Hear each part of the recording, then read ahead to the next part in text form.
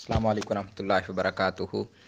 सबक number 4 lecture number 4 Jamid मस्दर और मुश्तक की बहस के बारे में है।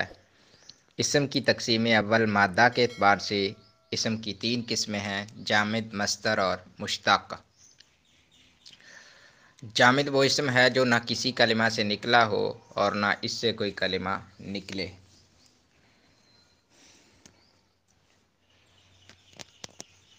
जामिद की दूसरी तारीफ़ वो इसम जो सिर्फ़ ज़ात पर दलालत करे।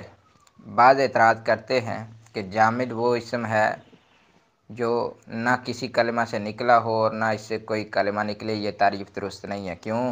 जामिद से तस्नीया या जमा निकलता है।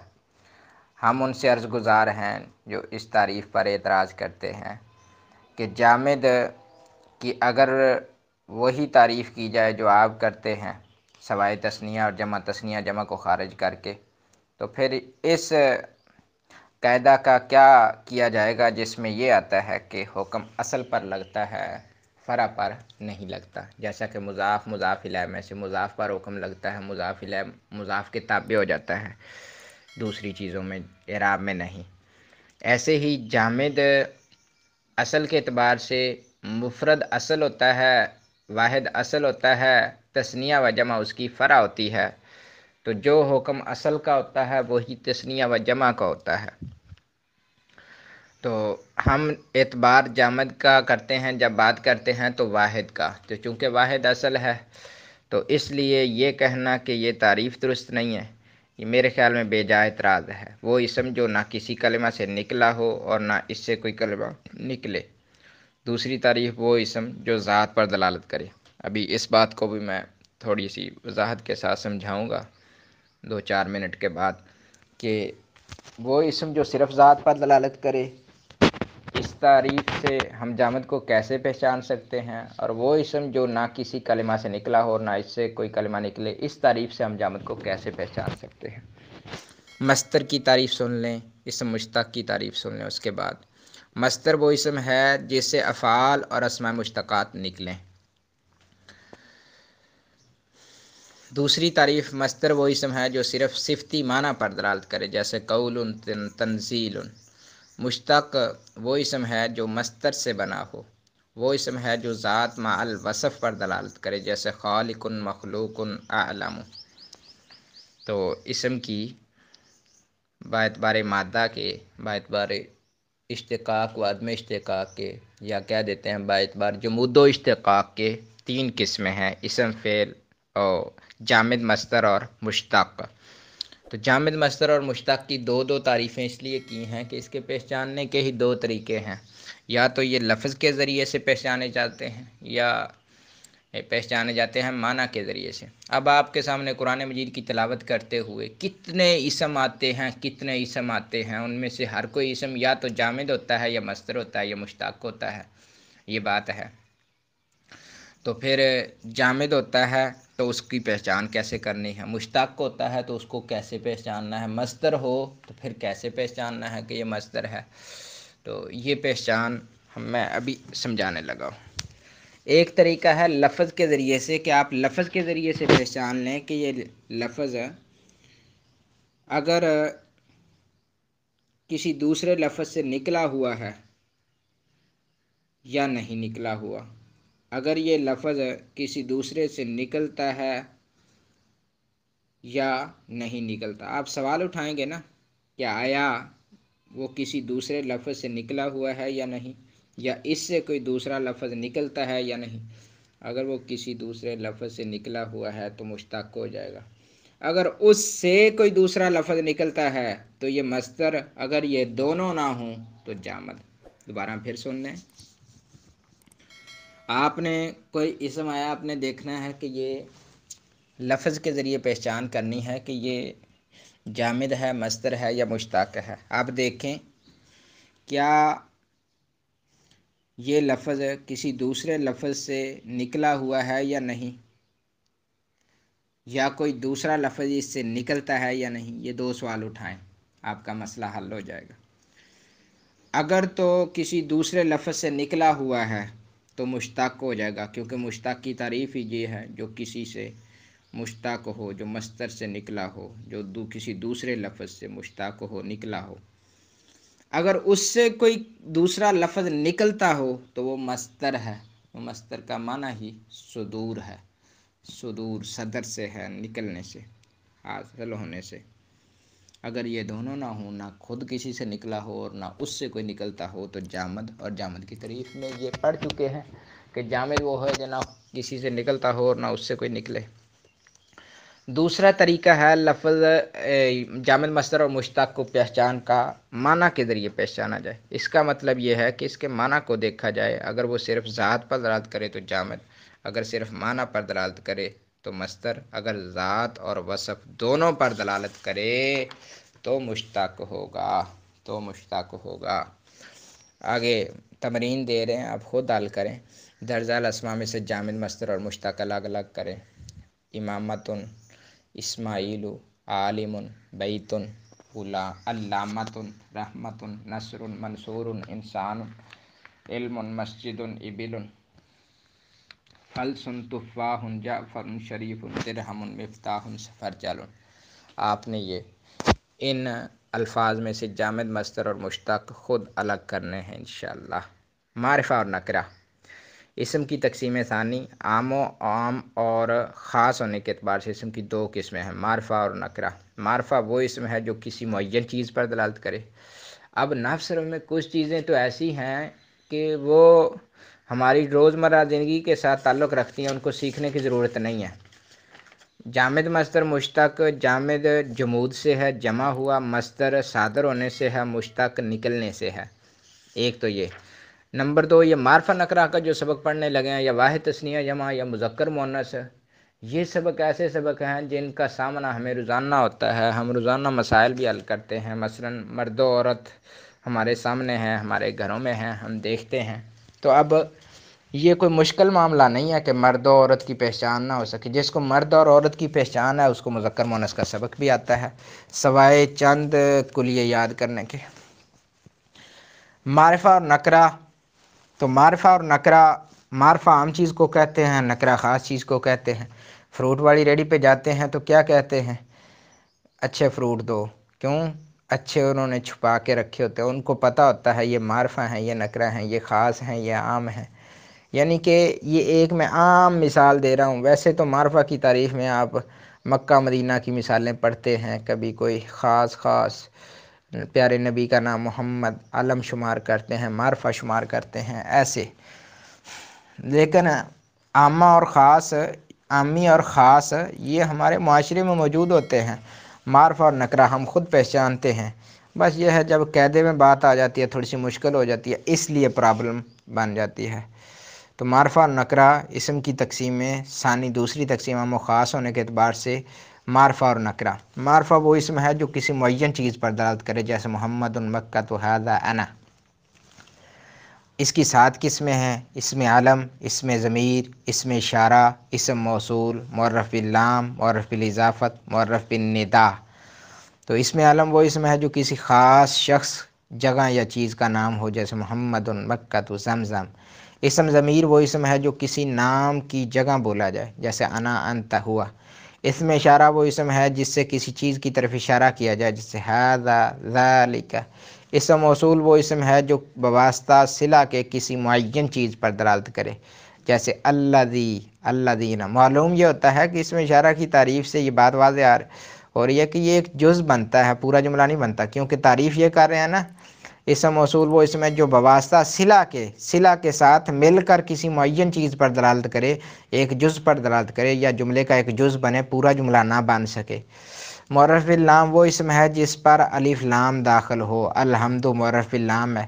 الحمد حمد سے، حمد پہلے تھا، بعد میں الف لام داخل کیا، پہلے نکرہ تھا، الف لام داخل ہونے کی وجہ سے معرفہ بن گیا۔ اب سورۃ الفاتحہ کا آغاز کرتے ہیں، الحمدللہ رب العالمین پڑھیں تو آپ الحمد کو معرفہ کہیں گے یا نکرہ؟ معرفہ کہیں گے۔ کیوں؟ معرفہ کی 7 قسموں میں سے ایک قسم یہ ہے کہ اس پر الف لام داخل ہو۔ معرف بالاضافت وہ اسم نکرہ ہے جو معرفہ کی طرف مضاف ہو، جیسے کتاب اللہ۔ تو یہاں لفظ اللہ کی طرف لفظ کتاب مضاف ہوا ہے یا نہیں ہو گیا، تو اب یہ معرف بالاضافت بن گیا۔ معرف بالندا وہ اسم ہے جس کے شروع میں حرف ندا داخل ہو، یا جبالو، یا محمدو، یا زیدو، یا عائشہ تو، یا فاطمہ تو، یا ساریہ تو ان سب میں حرف ندا داخل ہونے کی وجہ سے معرف بالندا معرفہ کی اقسام میں شامل ہو چکے ہیں۔ نکرہ وہ اسم ہے جو کسی غیر معین چیز پر دلالت کرے، جیسے رجل مسجد، رجل مسجد۔ ایک بہت ہی نکتہ جمیلہ ہے، بہت اچھا پوائنٹ ہے، وہ آپ کی نظر کیے دیتا ہوں۔ لام تعریف لگانے سے اسم کے آخر سے تنوین ختم ہو جاتی ہے۔ اگر اس اسم کا پہلا حرف شمسی ہو تو پڑھتے وقت لام کی بجائے حرف شمسی کو مشدد پڑھا جاتا ہے، الف لام کو نہیں پڑھا جاتا۔ مثلا الشمس، الشمس، تو یہاں اذا الشمس کورت واذا النجوم انکدرت، تو یہاں دیکھ لیں ڈائریکٹ شین پڑھی جا رہی ہے، الف لام نہیں پڑھا جا رہا۔ کیوں؟ الف لام کے بعد آنے والا حرف وہ حروف شمسیہ میں سے ہے۔ الصلاۃ خیر من النوم، تو الصلاۃ خیر من النوم میں بھی صاد مشدد پڑھا جا رہا، الف لام کو نہیں پڑھا جا رہا، نہیں پڑھا جا رہا۔ الساجد کریانہ اسٹور لکھا ہوتا ہے الساجد، حالانکہ وہ تو پہلے معرفہ تھا، اس پر الف لام لگانے کی ضرورت نہیں ہے، لیکن ایک مثال کے طور پر کہہ رہے ہیں۔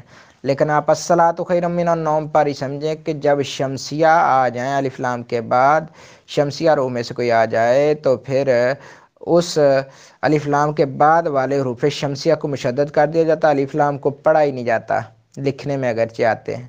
لیکن اگر پہلا حرف الف لام کے بعد حروف قمریہ میں سے آ جائے تو پھر الف لام پڑھا جاتا ہے، والقمر اذا تلاہا، والقمر اذا تلاہا، یہاں ول پڑھا ہے تو الف لام کو پڑھا ہے، کیوں؟ کاف حروف قمریہ میں سے ہے۔ تو حروف قمریہ اور شمسیہ کون کون سے ہیں؟ ایک تو یہ کتاب میں بھی لکھے ہوئے ہیں، حروف شمسیہ تا ثا دال زال را زا سین شین صاد وا طا غا لام نون، اور حروف قمریہ الف با جیم ہا خا عین غین فا قاف کاف میم واو ہا حمزہ یا۔ میرا ایک تجربہ ہے کہ اگر آپ نحو صرف کو اچھے طریقے سے یاد کرنا چاہتے ہیں ابتدائی طور پر، تو آپ یہ طریقہ اختیار کریں کہ ایک چیز زیادہ ہے، ایک چیز تھوڑی ہے، آپ تھوڑی کو یاد کر لیں، جو بچے گی وہ زیادہ ہوگی۔ تو مثال کے طور پر آپ منصوبات، مرفوعات اور مجرورات یاد کرنا چاہتے ہیں تو آپ سب سے پہلے مجرورات 2 یاد کر لیں، پھر مرفوعات 8 یاد کر لیں، باقی جو سب بچے ہیں وہ منصوبات ہیں الحمدللہ۔ ایسے ہی ادھر ہے، آپ حروف قمریہ یاد کر لیں، شمسیہ جو بچ جائیں گے وہ سارے شمسیہ ہوں گے۔ آپ دیکھ لیں حروف قمریہ کا ایک تو مجموعہ بھی ہے نا، حق کا خوف عجب غم ہے، حق کا خوف عجب غم ہے، حروف قمریہ کا مجموعہ حق کا خوف عجب غم ہے۔ اس کی بحث، خلاصہ بحث یہ ہے معرفہ اور نکرہ کی بحث کا، اسم کی تقسیم ثانی عام و خاص کے اعتبار سے اسم نکرہ ہوگا یا معرفہ ہوگا۔ نکرہ جو عام چیز پر دلالت کرے، معرفہ جو خاص شخص، خاص چیز یا خاص جگہ پر دلالت کرے، اس کی ساتھ قسمیں ہیں، اسم علم، اسم ضمیر، اسم اشارہ، اسم موصول، معرف باللام، معرف بالاضافت، معرف بالندا۔ تو اسم نکرہ اور معرفہ کی تعریف کریں اور ہر ایک کی 2 مثالیں دیں، اسم نکرہ یا معرفہ بنانے کے 3 طریقے لکھیں اور 7 مثالیں بھی دیں۔ تو یہ انہوں نے لکھا ہے، معرفہ بنانے کے 3 طریقے وہی ہیں نا، معرف باللام، معرف بالاضافت اور معرف بالندا، وہی 3 طریقے ہیں۔ تو تعریفیں آپ کر سکتے ہیں معرفہ اور نکرہ کی۔ آگے مشق تمرین دے رہے ہیں، درج ذیل الفاظ میں سے معرفہ اور نکرہ الگ الگ کریں اور معرفہ ہونے کی صورت میں اس کی قسم بھی بتائیں۔ وَأُولَٰئِکَ هُمُ الْمُفْلِحُونَ، تو یہاں اولئک اسم اشارہ معرفہ ہے، ہم معرفہ ہے، المفلحون معرفہ ہے، ان ھذا القرآن، ھذا اسم اشارہ معرفہ ہے، القرآن معرف باللام معرفہ ہے، یہدی یہ فعل ہے، اس کے ساتھ اسم کے ساتھ تعلق ہی نہیں، کیونکہ یہ اسم کی تقسیمات پڑھ رہے ہیں جبکہ یہ فعل ہے۔ تو للتی اسماء موصولہ میں سے ہے تو یہ معرفہ ہے، یا ضمیر ہے، اسم ضمیر بھی معرفہ کی اقسام میں شامل ہے۔ اقوام یہ نکرہ ہے، آگے گیا ہے۔ انا یوسف، انا ضمیر ہے، اسم ہے، معرفہ ہے۔ کیونکہ اسم ضمائر جو ہیں یہ شامل ہیں معرفہ کی اقسام میں. یوسف عالم ہے، یا جبالو ہر معرف ندا ہے. ایسے ہی آپ خود حل کر لیں، معرفہ اور نکرہ الگ الگ کر لیں. ربنا آتنا فی الدنیا حسنہ وفی الآخرۃ حسنہ وقنا عذاب النار، وقنا عذاب النار. کتنی پیاری دعا ہے. اس میں بھی معرفہ اور نکرہ الگ الگ آسانی سے کیے جا سکتے ہیں. نہ سمجھ لگے بار بار پوچھے. الجنۃ تحت اقدام الامہات، الوحدۃ خیر من جلیس السوء. ترکیب محمد الرسول اللہ. محمد مبتدا، رسول اللہ مرکب اضافی ہو کر خبر، مبتدا جملہ اسمیہ خبریہ. الصلاۃ مبتدا، عماد الدین مرکب اضافی ہو کر خبر. جن کو سمجھ نہیں آتی وہ ایسا ایسا کریں گے. الصلاۃ مبتدا، عماد مضاف، الدین مضاف الیہ، مضاف اپنے مضاف الیہ سے مل کر الصلاۃ مبتدا کی خبر، مبتدا اپنی خبر سے مل کر جملہ اسمیہ خبریہ ہوا. شعبۃ من الایمان، الحیاء شعبۃ من الایمان. الحیاء مبتدا، شعبۃ من الایمان خبر. تو ایسے یعنی کہ آپ ترکیب کر سکتے ہیں. آگے مذکر مؤنث کا سبق ہے، سبق نمبر 6. مذکر مؤنث عام فہم سبق ہے. مذکر نر کو کہتے ہیں، مؤنث مادہ کو کہتے ہیں. وہ مادہ کوئی بھی ہو سکتی ہے جوڑا جوڑا میں سے جو اللہ تعالیٰ نے پیدا کیے ہیں. اسم کی تقسیمیں ثالث، تیسری تقسیم ہے جنس کے اعتبار سے، کہ کوئی اسم جنس کے اعتبار سے دیکھنا ہو تو وہ یا تو مذکر ہوگا یا مؤنث ہوگا، یا تو مذکر ہوگا یا مؤنث ہوگا. تو مذکر وہ اسم ہے جس میں علامات تانیث لفظاً یا تقدیراً نہ ہوں، جیسے راجل، اسد، ابل. مؤنث وہ اسم ہے جس میں علامات تانیث لفظاً یا تقدیراً موجود ہوں، جیسے مکہ تو ارض. علامات تانیث 3 ہیں. تائے تانیث مدورہ گول تا، مدورہ گول تا کو کہتے ہیں. دار یا دور دورہ تن سے ہے نا، آپ بھی دورہ ہی کر رہے ہیں نا. مدورہ تو یہ گول تا سے ہے. الف مقصورہ زائدہ اس کے آخر میں ہو، جیسے یا کے اوپر کھڑی لکھی ہوتی ہے. الف ممدودہ زائدہ اس کے آخر میں ہو. الف حمزہ ہمراء، سمیراء، جس کے آخر میں یہ آتا ہے اس کو الف ممدودہ کہتے ہیں. مؤنث کی 2 طرح سے پارٹیشن ہوتی ہے، ایک ذات کے اعتبار سے، ایک علامت کے اعتبار سے. ذات کے اعتبار سے مؤنث کی 2 قسمیں ہیں، حقیقی اور غیر حقیقی. مؤنث حقیقی وہ مؤنث ہے جس کے مقابلے میں نر جاندار ہو، جیسے امرأۃ، ناقۃ. مؤنث غیر حقیقی وہ مؤنث ہے جس کے مقابلے میں نر جاندار نہ ہو، جیسے مدرسۃ دار. اب مدرسہ کے مقابلہ میں ہے تو مؤنث لیکن اس کا مرد ہے یا اس کا نر ہے نہیں ہے. اسی طرح دار، اس کا بھی نر نظر نہیں آتا، اس کے مقابلے میں نر جاندار نظر نہیں آتا. علامت کے اعتبار سے مؤنث کی 2 قسمیں، قیاسی اور سمائی. قیاسی جو قاعدہ کلیہ کے تحت ہو، جس میں علامات تانیث لفظوں میں پائی جائیں. فاطمہ یہ قیاسی مؤنث ہے، کیوں؟ اس کے آخر میں تائے مدورہ علامات تانیث میں سے ایک علامت لفظوں میں پائی جا رہی ہے. لیلا میں بھی لفظوں میں علامات تانیث پائی جا رہی ہے اور وہ الف مقصورہ ہے. اور بیغاء اس میں بھی علامات تانیث میں سے ایک علامت پائی جا رہی ہے اور وہ الف ممدودہ اس کے آخر میں ہے. مؤنث سمائی وہ اسم ہے جس میں علامات تانیث لفظاً تانیث، علامات تانیث مقدر ہوں یا اہل عرب نے ان کو مؤنث استعمال کیا ہو، جیسے ارضن، دارن. ارضن اصل میں ارضاتن تھا. اب ارضن میں کوئی علامات تانیث میں سے کوئی علامت نظر نہیں آ رہی تو اس کو مؤنث سمائی کہتے ہیں. دارن کو بھی مؤنث سمائی کہتے ہیں کیونکہ اس میں بھی کوئی علامت لفظاً نظر نہیں آ رہی. تو اب اس کی حقیقت کو پہچاننا ہو، ویسے تو یہ اصول ہے کہ کلمہ کی حقیقت کو پہچاننا ہو، کسی بھی کلمہ کی حقیقت کو پہچاننا ہو تو اس کی جمع لے آئیں یا اس کی تصغیر بنا لیں یا کم از کم تثنیہ بنا لیں تو پتہ چل جاتا ہے کہ اس کی اصل حقیقت کیا ہے اور اس کے حروف اصلی کون کون سے ہیں.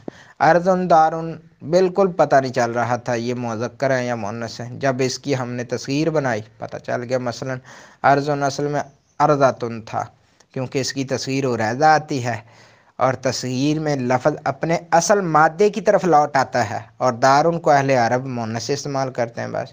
اس قسم کو ویسے اس کی تصغیر دوہرا آتی ہے نا، اس قسم کو مؤنث مانوی بھی کہتے ہیں. مؤنثات سمائیہ کی شناخت کے لیے کوئی خاص قاعدہ کلیہ مقرر نہیں کیا گیا. وہ اسماء جنہیں مذکر و مؤنث دونوں طرح استعمال کرنا درست ہے، ان کا یعنی کہ قاعدہ کلیہ سماع پر موقوف ہوتا ہے۔ بس سماع کے ذریعے پہچانا جاتا ہے یہ مذکر ہے یا مؤنث، یا اس کو مذکر بھی استعمال کیا جاتا ہے مؤنث بھی، لیکن چند قاعدے کلیہ خود نحویوں نے مقرر کیے ہیں تو وہ آپ کے سامنے ذکر کیے دیتے ہیں۔ مؤنث سماعی کی اقسام: مؤنث سماعی دو قسم کا ہوتا ہے، واجب التانیث یعنی وہ اسماء جنہیں مؤنث استعمال کرنا ضروری ہے، جائز التانیث یعنی وہ اسماء جنہیں مؤنث استعمال کرنا بھی جائز ہے، مذکر استعمال کرنا بھی جائز ہے۔ واجب التانیث اس کی درج ذیل صورتیں ہیں۔ پہلے نمبر پر عورتوں کے تمام نام ان کو مؤنث استعمال کرنا واجب ہوتا ہے، زینب، مریم، سعاد۔ ان میں علامت نظر آئے یا نہ آئے، جو عورت کا نام ہوگا وہ مؤنث ہوگا، اور وہ الفاظ جن سے مراد عورتیں ہوں، مثلا اخت، بہن، بنت، بیٹی، امن، ماں، ان سے مراد عورتیں ہیں تو ان سے مراد یہ وہ الفاظ جن سے مراد عورتیں ہوں ان کو بھی مؤنث ہی استعمال کیا جاتا ہے۔ وہ صفات جو مؤنث کے ساتھ خاص ہوں، جیسے حائض، حامل، طالق، تو یہاں وہ صفات جو مؤنث کے ساتھ خاص ہیں تو یعنی کہ حائض، حامل، طالق واضح ہیں تینوں، کوئی بہام ہو تو پوچھ سکتا ہے۔ انسانی بدن کے تمام جفت اعضاء یہ بھی مؤنث استعمال ہوتے ہیں، عین، اذن، کتف، عضد، ید، کف۔ عین آنکھ کو کہتے ہیں، اذن کان کو، کتف کندھے کو، عضد بازو، ید ہاتھ، کف ہتھیلی، واریک سرین، سن دانت، اصبع انگلی، فاخذ ران، ساق پنڈلی، رجل ٹانگ، قدم پاؤں، عقب ایڑی۔ البتہ جسم کے کچھ اعضاء جفت ہونے کے باوجود مذکر استعمال ہوتے ہیں، جیسے سودغن کن پٹی، لحی جبڑا، حاجب ابرو، خد رخسار، مرفق کونی، کعب ٹخنا۔ یہ ایک استثنائی صورت ہے کہ جفت ہونے کے باوجود بھی مذکر استعمال ہو جاتے ہیں۔ ویسے تو یہ کہا تھا کہ جو جسم کے تمام وہ اعضاء جو جفت ہیں وہ مؤنث استعمال ہوتے ہیں، یہاں استثناء تھوڑی سی ملی ہے۔ اور کچھ اعضاء طاق ہونے کے باوجود بھی مؤنث استعمال ہوتے ہیں، حالانکہ طاق ہونے کا قاعدہ یہ تھا کہ وہ مذکر ہی رہتے ہیں، لیکن یہاں طاق ہونے کے باوجود مؤنث استعمال ہونے والے الفاظ بھی کچھ ذکر کرتے ہیں۔ کابدن اور کرشن، کابدن جگر کو کہتے ہیں، کرشن اوجڑی کو کہتے ہیں۔ ہوا کے نام یہ بھی مؤنث استعمال ہوتے ہیں، ریح، سرسر، سموم، صبا، دبور، یہ سارے ہواؤں کے نام ہیں، باد سوا۔ شراب کے تمام نام مؤنث استعمال ہوتے ہیں، خمر مذکر و مؤنث دونوں طرح استعمال ہوتا ہے، اور خرطوم طلاء۔ دوزخ کے نام جیسے جہنم کے سوا یہ مذکر مؤنث دونوں طرح استعمال ہوتا ہے، باقی مؤنث ہی استعمال ہوتے ہیں، ساکر، سعیر۔ بعض حیوانوں کے نام جیسے اقرب، ثعلب، اقرب بچھو کو کہتے ہیں، ثعلب لومڑی، ارنب خرگوش، عنکبوت مکڑی، اور افعی سانپ کو کہتے ہیں۔ قدرتی اشیاء کے نام یہ بھی مؤنث استعمال ہوتے ہیں، ارض، نار، ملح، ذهب سونا ہوتا ہے، لواح شعلہ، عین ینبوع چشمہ، شمس یمین شمال۔